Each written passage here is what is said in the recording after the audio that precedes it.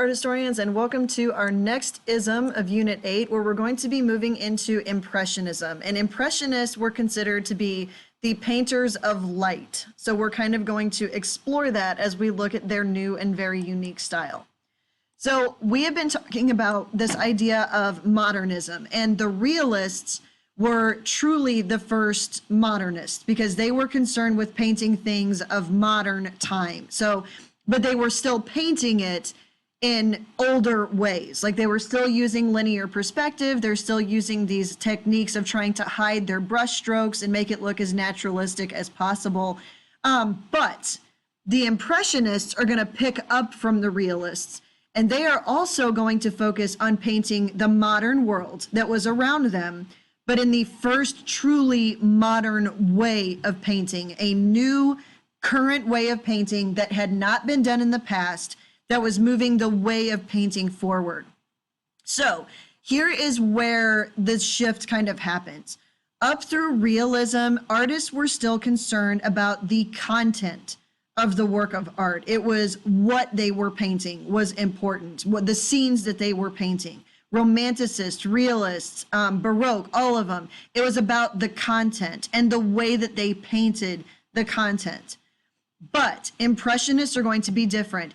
Their content was just a way to show their painting style. They didn't really care so much about the content. They used what was directly in front of them as a way to show their technique of painting. So for the first time ever, we have a style of art or a movement that purely focuses on the way that they are painted. What they were painting didn't really matter. They just happened to look at what was right in front of them and the world that they were living in, kind of following on the realists, like painting the modern time. But what they're really concerned with is the way that the eye sees color, how the eye actually works. And in order to do that, you have to paint what is right in front of you. So they are carrying on from the realists. And these Impressionists focus on just painting one moment.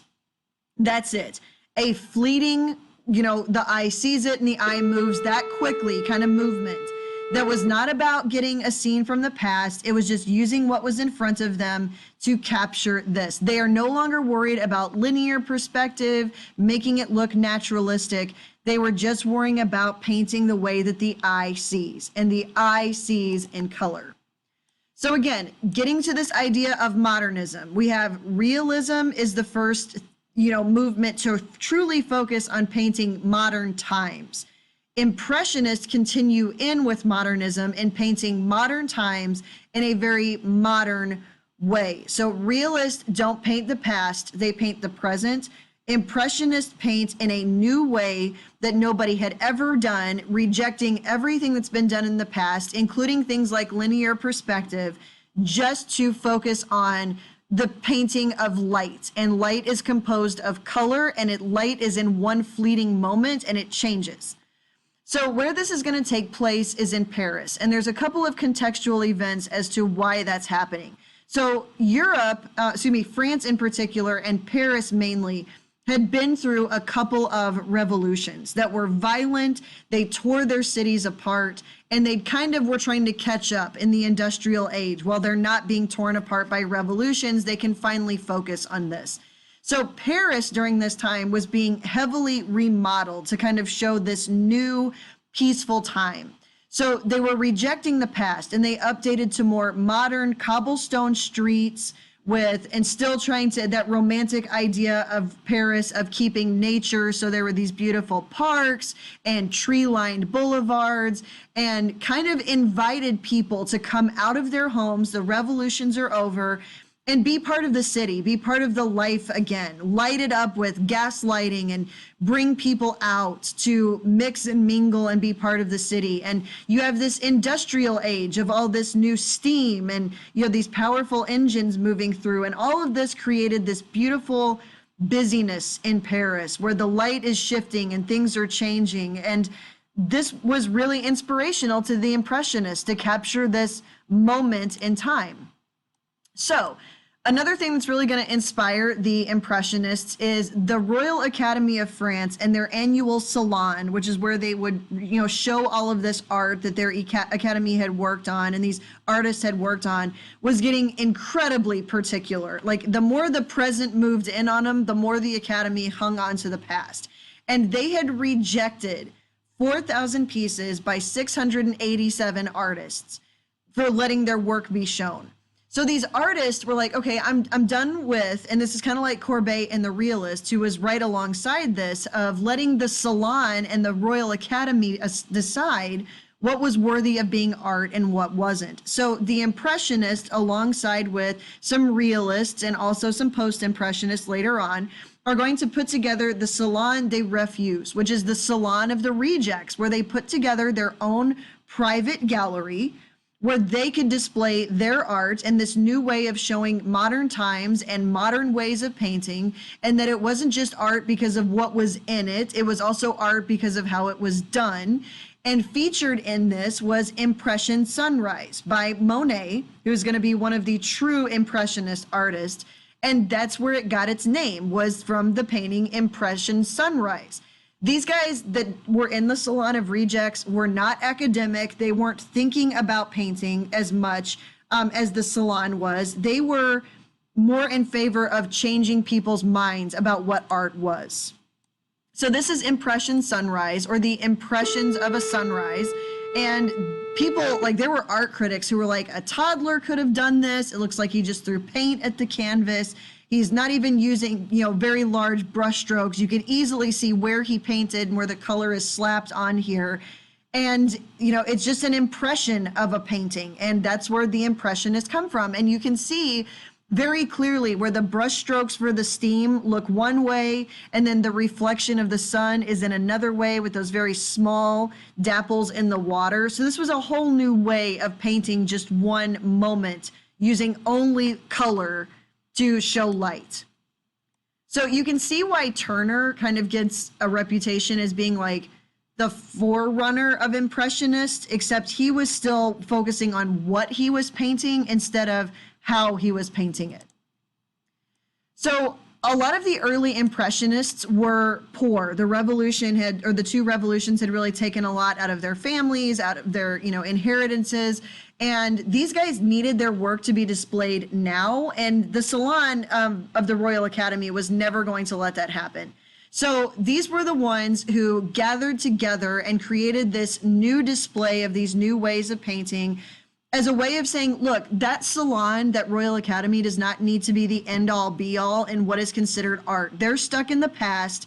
We're moving forward. We're painting modern times. We're painting modern times in modern ways. They are also, like the Realists, considered avant-garde because they're taking a huge risk and putting themselves out there in really just demonstrating how they were painting, not so much what they were painting. Monet, if you asked him what he was painting, would not say he's painting the sun setting on the industrial age. He's painting one moment in one time and the way the light looks in that moment. They knew during this time that there's a difference between what the eye saw and the brain understands. They didn't care about what the brain thought. They only cared about painting what the eye saw.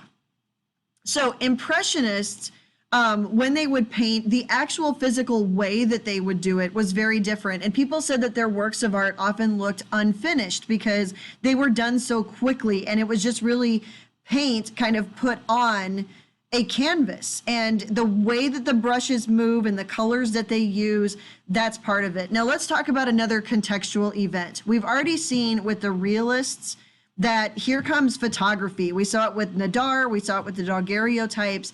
Those could capture real life better than anybody else could because it truly is real life. But what cameras at this point can't do is capture color at all. So therefore, if the Impressionists wanted to compete with photography, the best way to do it was to paint in something that photographs could not do, and that was color, right? And these guys had to work really fast because they were painting from what they saw outside, because outside is where the true light is, that sunlight. and the light changes throughout the day as the sun moves, and the way that the light appears on water. So the light changes in a second. So these guys had to paint really fast and not draw it really quickly. They just put color on the canvas where they saw it in their eyes. So a lot of these guys also during this time have been through at least one of the French revolutions as children, and they had realized that life is fleeting, life is short, life is quick, and it can change in a moment. So these paintings were kind of reflective of that this moment is just one moment and then it was going to be gone. But in all honesty, that's kind of an interpretation of Impressionists and kind of maybe reading into their thoughts, when really that's not what they were so much about personally. They were more concerned with painting the world as they saw it in front of them by using only color and light. Now, another thing that Impressionists are going to be known for is, like a lot of the realists, like if you're going to paint a landscape, you need to be out in the landscape to paint it realistically. They painted en plein air, which is painting outside. And they had to do that because they had to be able to capture the shadows and the light as they moved, because they could be gone in a second. And they never used black, because black is the absence of color. They would use different colors of blue, but not black. And so one of the reasons they were able to paint outside is the Industrial Revolution had happened, and they were able to put oil paint in tin paint tubes. And that allowed them to preserve the oil paint and take it with them in a more portable way to these different locations and paint in different areas of color and light and outside in the city and the busyness of the Paris streets. So everything about them is color. In fact, what Monet would do when he would go paint is take like several canvases with him, and he would paint the exact same scene over and over and over again, and it would look different every time based on the light. And they weren't trying to hide the paint strokes or the brush strokes and make it look naturalistic, because they're just taking color and putting it on the canvas where it was in front of their eyes. Their brush strokes are sometimes choppy or curled or very small brush strokes, almost like just points, because that's how they saw little pieces of color. And then whenever they would back away from it, suddenly it would become a painting, because the eye would blend those colors together. And if anybody here has seen Clueless, and you can send me a message if you've seen the movie Clueless, which is a cult classic from my generation, there's one point where the protagonist, Cher, is looking at a girl named Amber, and the girl that's with her named Ty goes, "Cher, do you think Amber's pretty?" And Cher goes, "No, she's a full-on Monet." And it was like, what does that mean? Well, a Monet painting was like, if you look from far away, it looks really nice because the colors all blend together. But if you get up close, it's a big old mess, because then you weren't seeing it the way that the eye saw it at the time. So a new technique we kind of see developed is called Talkism. And Talkism is kind of where you blot or just spot paint. Like, you're not doing big brush strokes like this that are very fluid. My lights just came back on all together. You're kind of using uneven, small blots of color. And a lot of these artists would paint alla prima, which would mean all at once. So instead of painting a painting over different, sessions of painting, they would paint entire paintings all at once, because they're trying to capture that light in that moment. And it could very, very quickly change. So one thing that is going to be a huge influence on Impressionist and Post-Impressionist is going to be contact with Japan during this time. Japan, prior to this time in history, had really shut themselves off to the rest of the world. They were really, really worried about outside influences coming in and really shaking up their culture and trying to influence them or bully them through trade. But during this time in the 1860s, so around when Impressionism is developing, Japan had just opened their doors all of a sudden. After 200 years of being isolated, they opened their doors to the Western world. They were open for trade. They were open from learning, because they were realizing how far behind they were. And so doing this exposed the Western world to this place that they hadn't been able to see. And Europeans were obsessed with getting their hands on objects from Japan to show like they were with it. They were with this cool Japanese culture. Japan was exhibiting at world fairs. So people were seeing Japanese culture, kimono style dresses were becoming very popular. And this was a two-way street because as Japan learned how to make factories and industrialized from Europe, they picked up Western style fashions. So all of a sudden in Europe, there became this obsession with Japan. And so with that is going to come Japanese art. So you can actually see here displays at the World's Fair. So you can see like a Japanese style pavilion on the bottom, so an exhibit hall, and then on the left is an exhibit of a Japanese tea ceremony where people could come to the World's Fair and see this almost like on a stage. You can see Japanese photographs, people taking pictures of the Japanese kimonos and the geisha women who were not originally prostitutes. They were entertainers who were very educated and very intelligent and valued for their abilities to play music and talk poetry and things like that. But these women kind of became objects in world fairs, and people started to be kind of interested in Japanese culture and art. So what we start to see happen as people would buy objects from Japan, they would come from Japan to Europe packed in packing paper. All right. So when they would open the packing paper, they would realize that the packing paper used were Japanese prints that were so common over there. They were used as packing material for these Japanese objects. And these were called Yukioi Prints. And the translation of that is pictures of the floating world. All right. So what they meant by that is during this time, Japan was in a very peaceful time under the shogunate before they start, overthrowing it for the emperor. And during that time, the Japanese government was trying to push the fact that this government was very good for Japanese culture, that there was art and there was sumo wrestling, and there were, beautiful women, and there was poetry, and it was a life of leisure. And just so they would create these prints which don't follow European rules of painting because they weren't exposed to it. They followed kind of their own rules.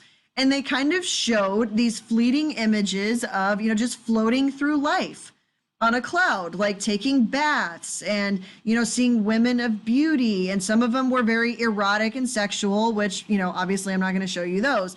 But it was in Japan kind of reinforcing this idea that life was good and people were kind of floating through life. And the Europeans loved these prints. They loved them almost as much as they liked like Japanese silk and things that were being produced at the time. So Impressionists kind of took that and were like, okay, well, we can also do that. We can paint images of, real life in this suddenly prosperous time. Now, what's actually funny about this is the term Yukioi that came to be interpreted as floating through life was actually wrong. The original term meant sadness of life because they were Buddhist. So it was this idea of being born, struggling through life of suffering, giving up want, and then dying and being reborn. That's what it used to mean. That's what it actually was. And Buddhism is about the idea of giving up earthly pleasures. Well, Japan, when they're trying to give the impression that life is good and life is thriving and people are prospering, they kind of forgot about that part.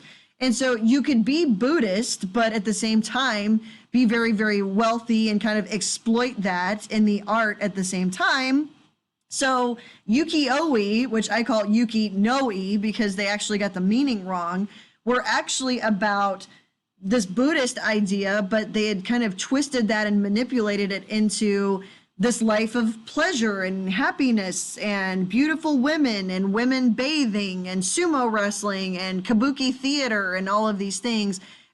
It's just they kind of got it wrong. So Japanese art and their style of Japanese art, the way that they painted really appealed to Impressionists because it was something they had really never seen before, and it was considered a modern way of painting.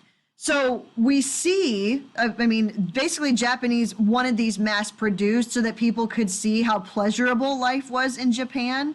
And since France was kind of having a pleasurable time, they're like, well, we can kind of paint ours in the same way. So Japanese style art was very uncluttered, and that's kind of an important part of this. So think like Marie Kondo on Netflix, where it's tidying up with Marie, where this doesn't bring pleasure, it needs to go. All right, so anything unnecessary is not in there.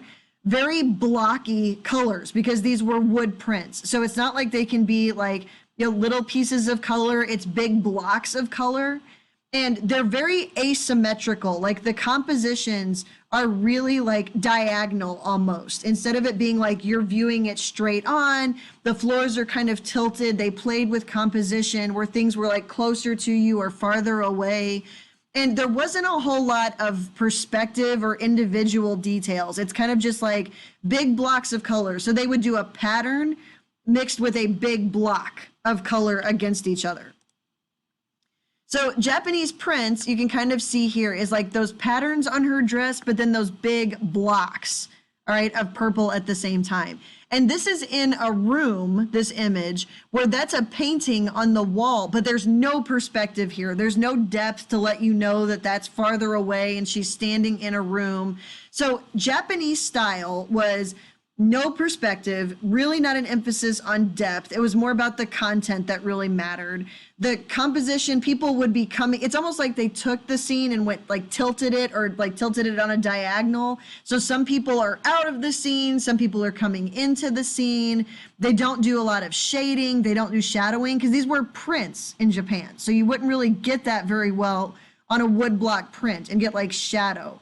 And people, it was a very candid moment. So there would be people seen from different angles, like their back, or you wouldn't even see their face. You're just kind of looking at what they're doing at the time. All right, so Japan, I like to joke about this because this was, the Japan show on Netflix is about uncluttering and removing anything that does not bring joy. So these guys are like, we don't need a lot, right? We can be very simple in what we're doing with this. It doesn't have to be over the top. So you can see here on the left are Japanese prints, all right? Oh, so up on the top is a Japanese print. On the right is Impressionist. So they basically took the content of it. They're not really, it's very candid. It's her back. It's kind of those sensual, erotic images that the Japanese would show. It's a woman, bathing or during, her grooming ritual at the time, kind of like the mystery behind the beauty, because geishas were so mysterious at the time. So here she is in her grooming ritual. She's pulling her hair up. It's kind of a composition that tilts a little bit, and it's got her block of skin color against like the pattern of the carpet. Then on the bottom, the left one is Monet's garden, his Japanese style garden. And on the right is a Japanese style garden. And you can see where they, kind of took that same idea of this fleeting moment. So same idea here. The one on the left is Japanese. And you can see the one on the right is Impressionist, that's European. Big blocks of color on the wall, and then the carpet has the pattern to it, and then the pattern around her robe, and then like this act of a woman getting ready or involved in her private toiletry. There's Japanese style vase at the bottom with Japanese style porcelain. Very candid scene of a woman getting ready. The perspective is tilted like this. The floor is tilted like this. There's no linear perspective. Very, very Japanese influenced. And we can see that, I just like this one because it's got the kitty sitting in the window. That's Japanese, all right? You can see the perspective is like the window tilts this way, but the horizon tilts this way. And like there's big blocks of color, and then there's patterns on the wallpaper. Very, very candid scenes. You can see here on the right, this one is a Japanese print of a landscape. And then the one on the left is, they even tilted the composition up quite a bit on just this landscape scene of a moment outside in Paris, all right? So again, I can't emphasize enough that a big motivator behind the Impressionists was to really push back against photography, because photography would sometimes show a weird angle, like they would have to be at a strange angle to get the shadows that they want. So they're like, well, we can do that too. We can do kind of weird angles at the same time, all right? So it changed the composition. Photography influenced Impressionists by showing different angles, but at the same time, Impressionists are like, yeah, but ours is completely comprised of color and you can't do that. So it really was this rivalry between photographers and impressionists, right? So we're going to stop there, and then we will, so that's kind of establishing some impressionist context, and we will pick up with looking at these famous impressionist artists.